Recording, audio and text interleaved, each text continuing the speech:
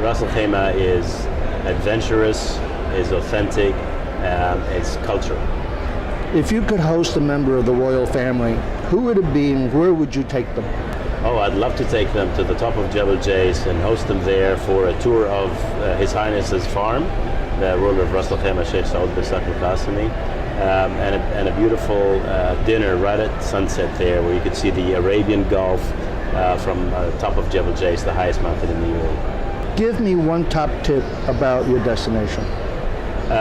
One top tip about the destination is that it's still a very authentic destination, as we also say, the accessible Arabia experience that you still get in Ras Al Khaimah. And one of the key tips that I always talk about is people who love adventure, you can always do zip lining in the mountains, diving in the sea, and go hiking in the desert all on the same day. That's because of the proximity of its natural assets. And I can't think about many places around the world that you can do that. What's the most underrated thing to see or do in Ras Al Khaimah?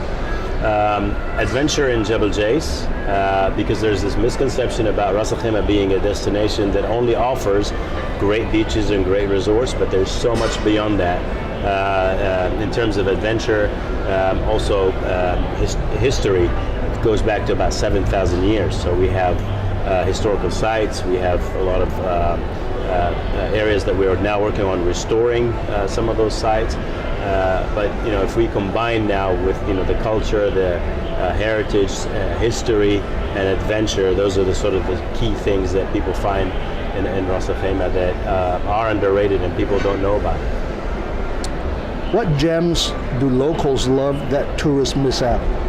Traditional coffee places where you will find locals sitting on very humble seating, but they go there for the luxury experience of a great cup of tea or a coffee. And one of the local teas is called karak, which is made from tea, condensed milk, and a lot of spices that go in there, cardamom and other spices as well.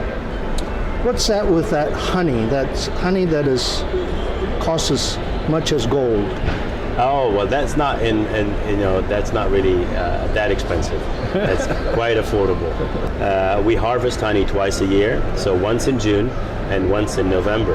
And those, the one in June is coming from a tree that's almost indigenous to Ras Al Khaimah, which is called the Cedar tree. This tree blooms only in the month of May, and only during that month when the bees make their honey, and you get some really beautiful brown color, caramel flavor honey out of that tree. The other tree, which blooms in November, is a very dark black almost honey, and that has remedial benefits for chest inflammations or common colds and flus. What's the biggest misconception about Ras Al Khaimah? It would be that it's inaccessible, only known for great beaches and resorts. However, we have great accessibility. We are connected by 3 major airports between Dubai, Sharjah, and Ras Al Khaimah's own airport. And as you know, Dubai's airport is the largest in the region, with Emirates Airlines, also one of the largest airlines in the world, connecting us to over 170 countries around the globe.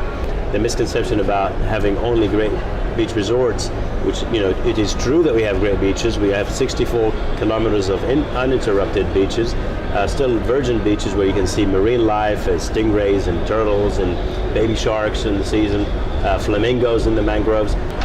What's your biggest challenge right now? Adding more rooms as fast as we are attracting visitors. Adding another 5,000 rooms across different brands, Anantara, Marriott, Intercontinental. But what we're looking at is the bigger goal of 2025, where we need to have a total of 20,000 rooms to attract close to 3 million visitors by 2025.